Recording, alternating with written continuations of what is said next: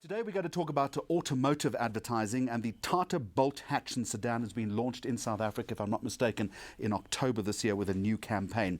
Kyri Michael speaks for the brand and joins us today. A very warm welcome to you. Before we talk about the marketing and the advertising, I want a specific idea of what you're launching into the market. Give us some context. I mean, we've come to the market with two new products. We've launched them as the Bolt. It's a sedan version and a hatch version. Operating in the B segment of the market. The cars sell from a price for a starting point of 132,995 up to 152,995. The sedan is the slightly sexier of the two, in our opinion. It is a sub 4 meter car in terms of length, out of India. They have a rule in India where there's a tax regime that stipulates the length of a car over 4 meters long. I did not know that. Becomes more expensive from a tax point of view. So it has a sort of a stubby little boot on the back, and then a hatch. The first new car we've brought to the market in the last 3 years. And you'll concede this market that you're entering into, this B market that you're talking about, has become incrementally more competitive over the past couple of years. It puts a great deal of emphasis on better marketing and advertising. You talk about a market segment that's dynamic and savvy. Who is the market?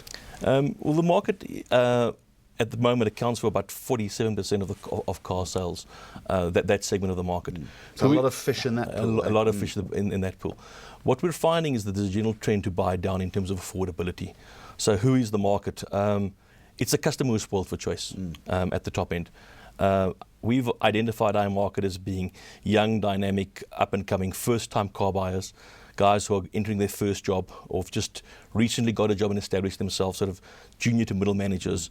Your typical new South African, if I may use the term, who are starting off and are in the need for freedom, independence, and flexibility in terms of their transport. So spoiled for choice, but also looking for good value. Correct. Because we all know that the car and the house are the most important things you'll ever buy.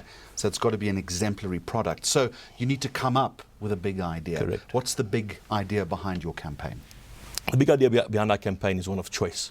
Our research has told us that this generation of buyers and our targeted buyer is one who's highly educated, knows his market, knows his product, might still be slightly brand conscious, but is prepared to think out of the box and try something new, and is going forward with searching for his independence and getting what he wants and what he pays for, and he's looking for value. But fundamentally it's about value for money. Correct. Do you think value for money these days trumps brand loyalty? I know that's a debate that's happening in the automotive industry. I think it's starting to happen because brand loyalty becomes ultimately an emotive choice. Quality levels across all brands, the gap in terms of manufacturing processes are shrinking. The technology is becoming more and more freely available, and that gap is definitely narrowing. So it's definitely about that. So the campaign itself, utilising models, images, scenarios and locations that this particular target market is going to recognise and respond to. Visually, try and paint the picture for us. What does it look like? Our campaign is built around the slug, which is make it your choice. So choose to clinch the deal, choose to go to the game, choose to go to school, choose. It's about choice. So the brand then becomes the enabler. Correct. Correct. So it's what sets the potential consumer free to go and choose to do what he desires. So one of the sort of pitch elements that stuck in my mind was a visual of a guy choosing to go home, going back from the city back to his ancestral rural roots, which is really nice. So it's all about that choice. Let the guy choose to do. But that's clever, because that has a deep emotive thread for that audience that has translocated to an urban environment, but feels that deep tug back to their home. What about the digital side of the campaign? Given this savvy and dynamic market, Kyri, that you talk about, surely that almost becomes the lead part of the campaign. Yeah, we've embarked on a new digital strategy, which is pretty new for us in terms of what we're doing. We've done our research, and the research has told us that segment of the market is highly connected.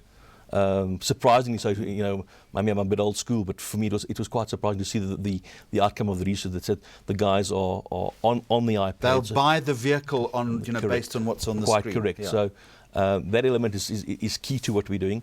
We've embarked on an interesting campaign where we've launched a competition for the guys to create an ad and automatically people said, "Oh, it's just for creative people." But it's aimed to be quite widespread, and the prize was a car, which is the logical one, plus a job. And guys are going, "How on earth are you going to do that?" And we're saying, "We'll find the guy a job." And if the guy is the only nuclear physicist in the world, which I can't give a job to, we'll pay for tuition or some type of course for the guy.